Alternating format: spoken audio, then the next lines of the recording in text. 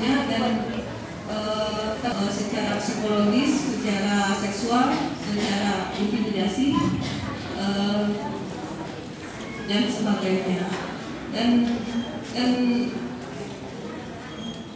memang banyak kalau kita baca dari media gitu, terjadi kekerasan terhadap perempuan dan anak, dan itu pun setiap tahun sepertinya setiap daerah itu udah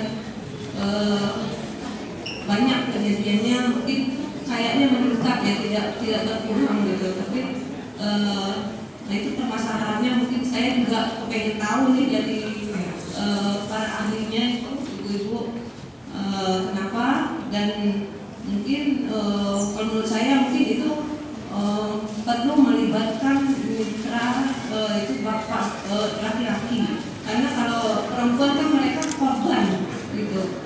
Jadi laki-laki memang harus dilibatkan di dalam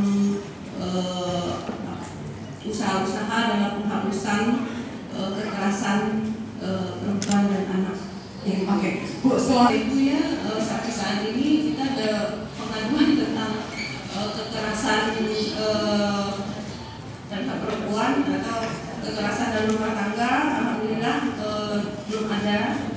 Tapi untuk pemberdayaan perempuannya sendiri, untuk pemberdayaan perempuan sendiri, kita dalam kegiatan-kegiatan PWP mengadakan sekali mengadakan ceramah sosialisasi tentang bagaimana suatu keluarga yang ideal, bagaimana mendidik anak supaya terlepas dari gangguan-gangguan yang tidak diinginkan, terutama anak-anak yang di bawah 15 tahun. Kita beri pengarahan kepada orang tuanya agar mereka mungkin diberitahu kalau mungkin ada anggota tubuhnya yang tidak boleh disentuh oleh temannya, atau begitu juga sebaliknya. Dan kepada ibu-ibunya juga kita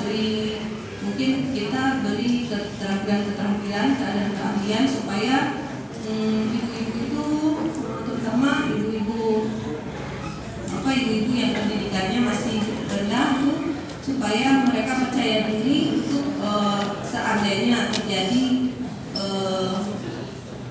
kasus kekerasan dan Oke, baik. Untuk sementara